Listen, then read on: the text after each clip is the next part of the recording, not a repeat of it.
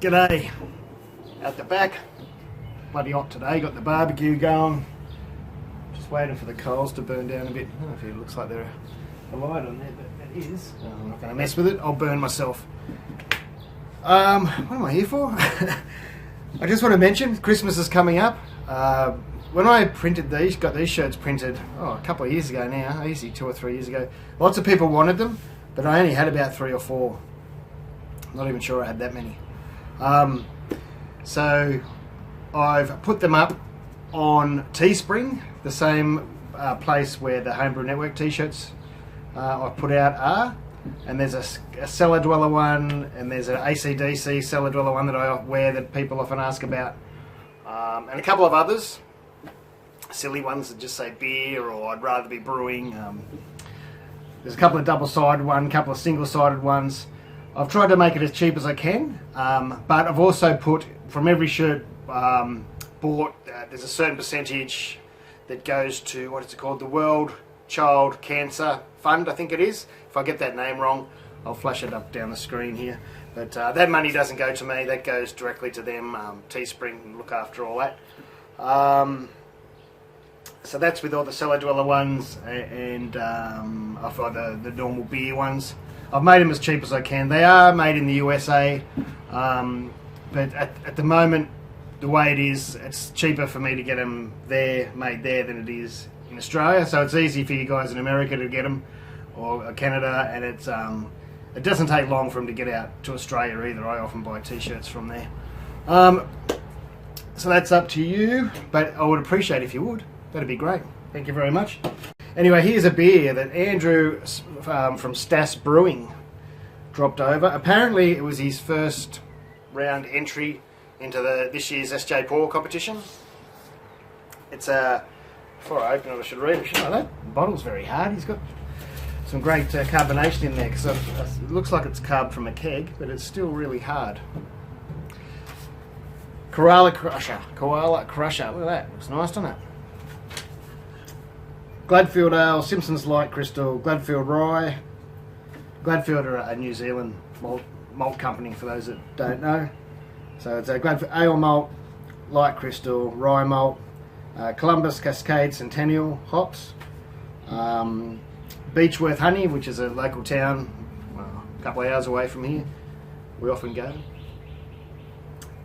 Eucalyptus blend honey, and a US 05 yeast. Koala Crusher, Pale Braggot. Is that how you pronounce it? That's how Aussies pronounce it. Anyway, we'll have a quick look at it. Jesus, nearly knocked me. Oh, that's an interesting aroma. It was nearly a bit meaty. I don't really know much about braggots. Can't say that I've ever brewed one. There you go. It's nice looking, isn't it?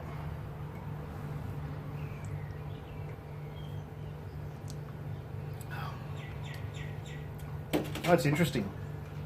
It is meaty. It's beer, but you got that meat thing happening. I'm not sure how he did it, whether he added it afterwards or before, or when the honey was added. I don't know.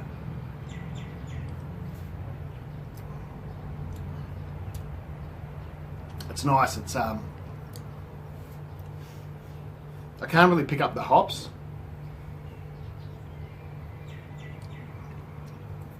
It's got this, it's nice. It's a little bit of a bitterness, but there's like a sweetness thing going on. Thanks, mate. He gave me another one too to try. Imperial something other up, but I'll burn me sausages if I drink that. It's like 11%. Some Imperial Stout or something. But anyway, that's it. A quick update. I have been asked lots and lots to do more extract videos. There is an extract video coming out. I was meant to dry hop today.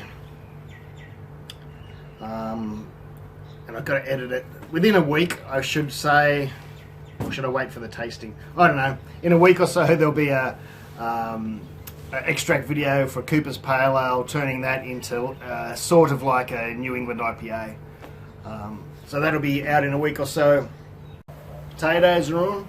I haven't got the snags on yet. They're on next. I just was getting to the end of this.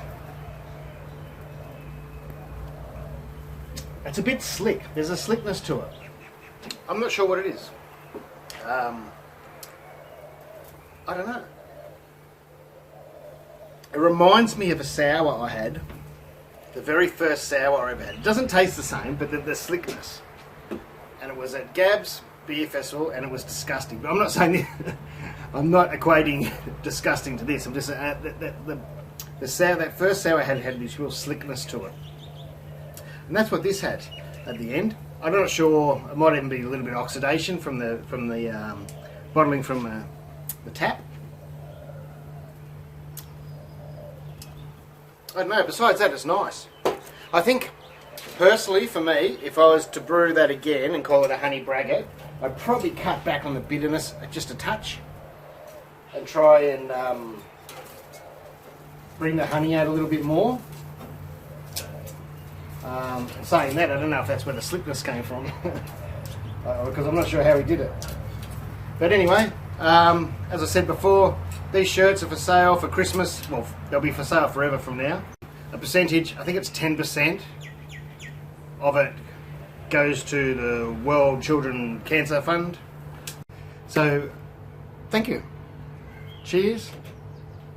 I'm going to chuck the snags on for the girls. They're inside in the air conditioning keeping cool.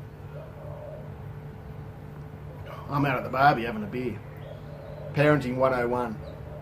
Cheers.